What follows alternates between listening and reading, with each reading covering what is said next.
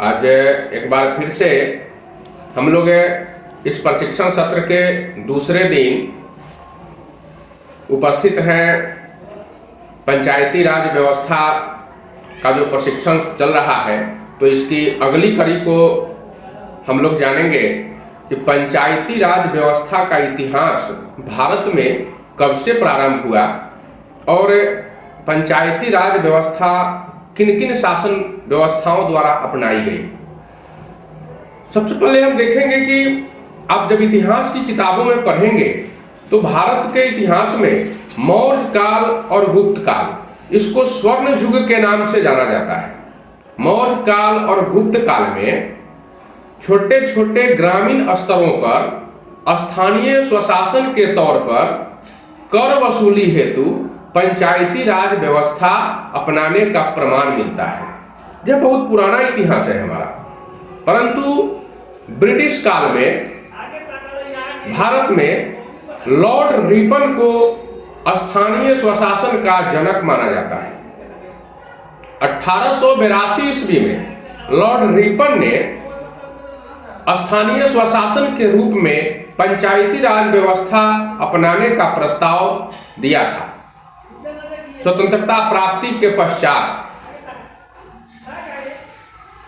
जब भारत में पंचायती राज व्यवस्था की बात होने लगी, तो मैं एक बात बता देना चाहता हूं कि जब देश स्वतंत्र नहीं हुआ था, तब से ही महात्मा गांधी हमेशा पंचायती राज व्यवस्था अपनाने पर जोर दिया करते थे।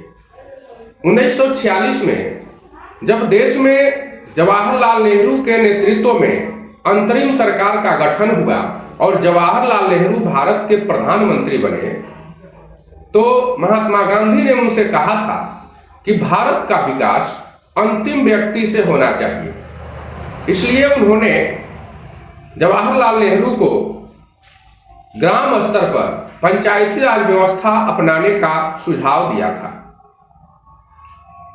कुछ बातों को लेकर गांधी जी और नेहरू जी में मतभेद था। स्वतंत्रता प्राप्ति के पश्चात 1957 ईस्वी में तत्कालीन योजना आयोग, जो अब नीति आयोग के नाम से जाना जाता है, उस वक्त योजना आयोग के द्वारा सामुदायिक विकास कार्यक्रम के अध्ययन के लिए बलवंत राव मेहता समिति का गठन किया गया था। इस समिति का मुख्य कार्य था सामुदायिक विकास कार्यक्रम का अध्ययन करना और अपनी सिफारिश देना। 1957 ईस्वी में बलवंत राव मेहता जी के नेतृत्व में जो समिति बनी थी, उसने राष्ट्रीय विकास परिषद को अपना प्रतिवेदन सौंप दिया। उस प्रतिवेदन में बलवंत राव मेहता जी ने संपूर्ण भारत में त्रिस्तरीय पंचायती राज व्यवस्था लागू करने का सुझाव दिया था। यह त्रिस्तरीय पंचायती राज व्यवस्था निम्न प्रकार है। पहला था ग्राम स्तर पर ग्राम पंचायत, दूसरा था प्रखंड स्तर पर प्रखंड पंचायत या पंचायत समिति, जिसको बीडीसी भी कहीं कहीं कहा जाता है। तीसरा जिला स्तर पर जिला परिषद की स्थापना करना था। ये 3 स्तर पर स्थानीय स्वशासन के रूप में पंचायतों का गठन करना था।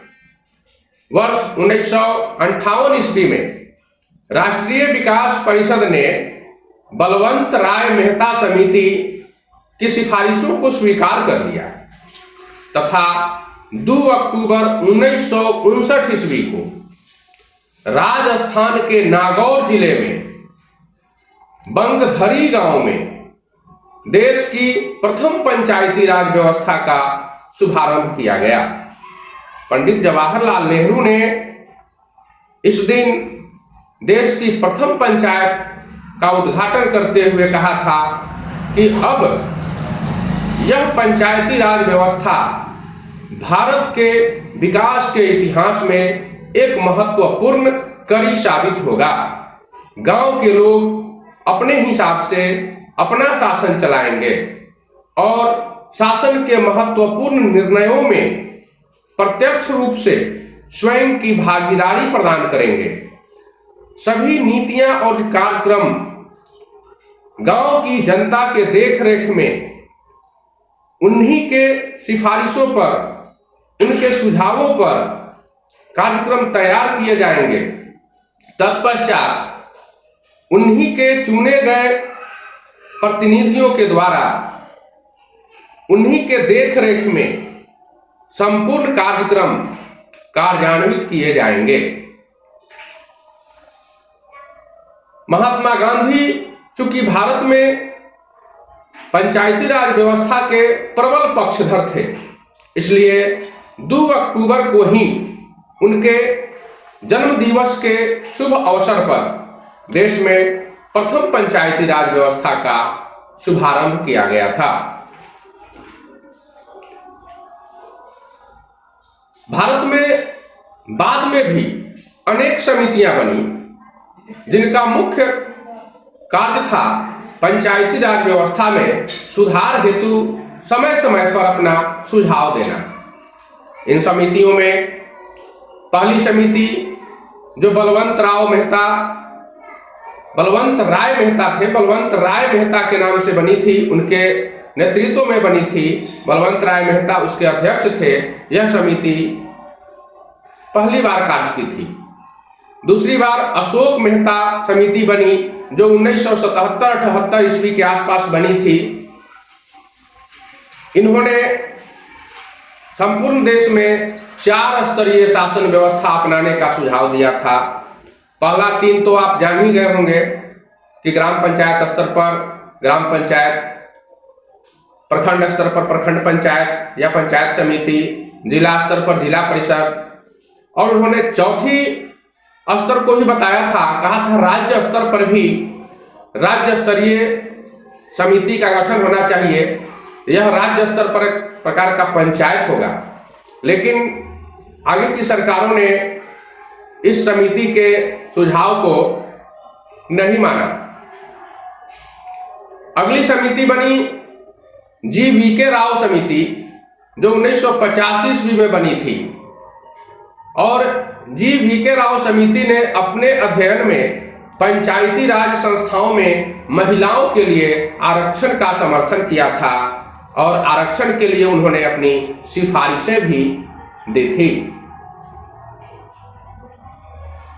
इसके बाद डॉक्टर एम.एल. सिंघवी समिति 1986 ईस्वी में बनी और 1988 ईस्वी में पी.के. थोंगन समिति बनी थी।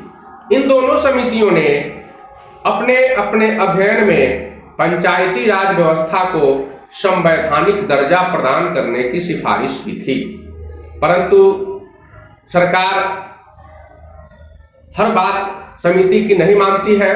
कुछ सुधार होता है और कुछ सुधार नहीं भी होता। इस प्रकार से पंचायती राज व्यवस्था हमारे देश में लागू हुई और इसमें सुधार हेतु समय समय पर विभिन्न समितियां भी बनी और उनकी सिफारिशों को भी लागू किया गया।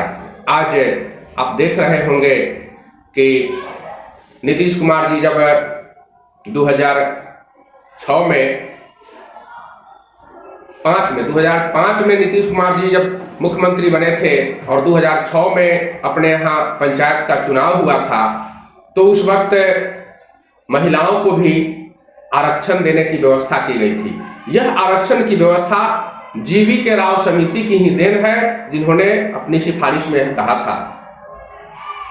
आगे अगले दिन के सत्र में हम आपको बताएंगे कि अब भारत में जो पंचायती राज व्यवस्था अपनाई गई है, तो ये इसमें कितने प्रकार के स्तर हैं। एक ग्राम पंचायत होता है, तो जानते हैं ग्राम पंचायत में वार्ड होता है, जिसमें जो लोग जीत कर जाते हैं वो लोग वार्ड सदस्य होते हैं, अपने वार्ड के अध्यक्ष होते हैं, जो आप लोग हैं। और आप लोगों को कार्य कैसे करना है, किनके अधीन रहना है, आपके ऊपर भी बड़े प्रतिनिधि होते हैं ग्राम पंचायत स्तर के, जिन्हें मुखिया कहा जाता है। तो आप सबों को मुखिया जी के नेतृत्व में कार्य करना है और कैसे करना है, उनके साथ किस तरह से समन्वय बनाना है, अपने पंचायत क्षेत्र में अपने वार्ड का विकास करना है, ये सब बातें मैं आपको अगले प्रशिक्षण सत्र में अगले दिन बताऊंगा। धन्यवाद।